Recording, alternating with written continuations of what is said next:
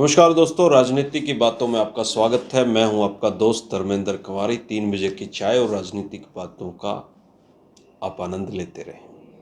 दोस्तों, 1987 के दौर की बात चल रही है और जब चौधरी देवीलाल ने हरियाणा प्रदेश के मुख्यमंत्री की कमान संभाल ली।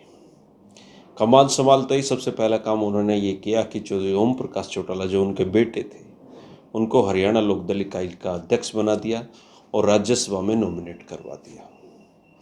रोहड़ी से उनके बेटे विधायक बने थे रणजीत सिंह चौटाला जी, जो आजकल मनोहर लाल जी की सरकार में बिजली मंत्री हैं। उनको उन्होंने राजकाज में सहयोगी बना लिया और सरकार वो चलाने लगे। एक तरीके से उस समय सबसे पावरफुल चौधरी रणजीत सिंह उस सरकार में थे। एक बेटे उनके चौधरी प्रताप सिंह चौटाला, जो चुनाव तक कांग्रेस की रैलियों में चौधरी देवीलाल को चुन चुन कर गालियां देते थे, उनको भी उन्होंने एक चेयरमैन बना दिया और लाल बत्ती की गाड़ी दे दी। अपने ही परिवार के डॉक्टर केवी सिंह को डाक व्यवस्था संभालने के लिए एक अलग से एक पद सर्जित किया, वहां पर बिठा दिया। और इस तरह करके करीबन 2 दर्जन लोगों को, जो उनके परिवार के थे, रिश्तेदार के थे, रिश्तेदारी में थे, जानकारी में थे, उनको अलग अलग जगहों पर चौधरी देवीलाल ने एडजस्ट कर दिया।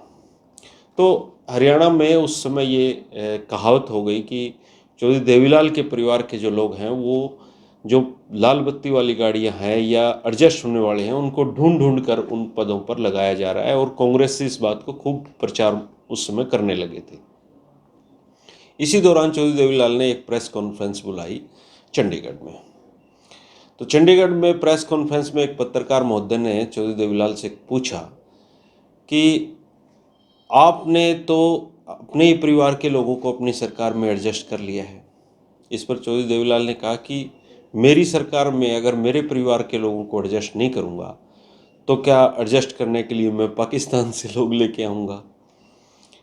तो इस पर पत्रकार ने कहा कि आपने तो अपने उस बेटे को भी चेयरमैन बना दिया है जो आपको सरेआम गालियाँ देते थे। वो चौधरी प्रताप सिंह चौटाला की बात कर रहे हैं। तो देवीलाल जी ने उनसे छूटते ही पूछा कि क्या वो अब भी मेरे को गालियाँ देता है। तो पत्रकार ने कहा, नहीं जी, अब तो नहीं देता। बोले, मैंने उसको चेयरमैन नहीं बनाया, मैंने तो उसका मुंह बंद किया है। तो इस तरह चौधरी देवीलाल अपने जो साफ सीधे सपाट बातों से पत्रकारों का मनोरंजन भी उस दौरान कर दिया करते थे।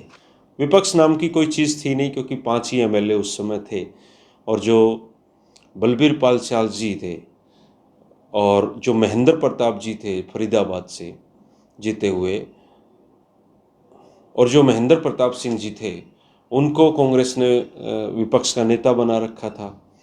और विपक्ष इतना पुरजोर विरोध भी नहीं कर पा रहा था किसी चीज़ों का, क्योंकि स्ट्रेंथ की बात होती है लोकतंत्र में, स्ट्रेंथ उनके पास नहीं थी।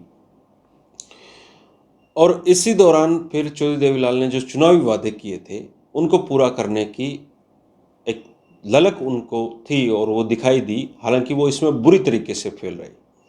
सिर्फ एक मांग वो पूरी कर पाए, जो बुढ़ापा पेंशन थी। सरकार बनते ही उन्होंने 100 रुपये बुढ़ापा पेंशन हरियाणा में लागू कर दी बुजुर्गों के लिए। इसके अलावा ना तो वो कर्जे लोगों के माफ़ कर पाए और ना एसवाईएल का पानी हरियाणा को ला पाए, क्योंकि 1989 तक वो हरियाणा में उनकी सरकार रही और इस दौरान पंजाब में राष्ट्रपति शासन ही रहा। तो पानी पुनी लाने की तो बात ही उस दूर चलेगी। और जो कर्जे थे वो कर्जे सहकारी समितियों के थे और कई टेक्निकल दिक्कतों के चलते कोई खास वो कर्ज माफ़ी हरियाणा में नहीं कर पाए। लेकिन कुछ अच्छे काम इस दौरान वो उन्होंने किए, जैसे पेपर देने वाले बच्चों का जो रियायती पास थे, उन्होंने स्टूडेंट पास शुरू करवाए। इस दौरान बुढ़ापा पेंशन वो शुरू करवा पाए। कुछ अच्छे रोड इस दौरान उन्होंने निकाले। बस पास जो 90% रियायत पर उन्होंने शुरू करवाए, जो आज तक चल रहे हैं। पेड़ जो खड़े थे नहरों के किनारे, उनमें किसानों का हिस्सा करवा दिया। कृषि भूमि का पूरा माड़ उन्होंने माफ़ करवाया। काम के बदले अनाज योजना और घुमंतु परिवारों के बच्चों को स्कूल जाने पर 1 रुपया देने का काम उस दौरान चौधरी देवीलाल की सरकार के दौरान ही शुरू हुआ था। और इस सरकार में सबसे बड़ी बात यह थी कि उनके परिवार में, उनके परिवार के लोगों में सत्ता का जो खेल है, संघर्ष है, वो शुरू हो गया था। दो धड़े साफ स्पष्ट तौर पर दिखाई दे रहे थे। चौधरी ओम प्रकाश चौटाला जी और चौधरी रणजीत सिंह के बीच वर्चस्व की लड़ाई चल रही थी। इस वर्चस्व की लड़ाई के नतीजे क्या हुए, आगे की राजनीतिक घटनाओं के लिए दोस्तों चैनल को देखते रहिए। सब्सक्राइब नहीं किया तो सब्सक्राइब करिए। आपके पास उस दौर के अनुभव हैं तो जरूर लिख भेजिए। शुक्रिया, नमस्कार। कल फिर मिलेंगे 3 बजे राजनीति की बातों में।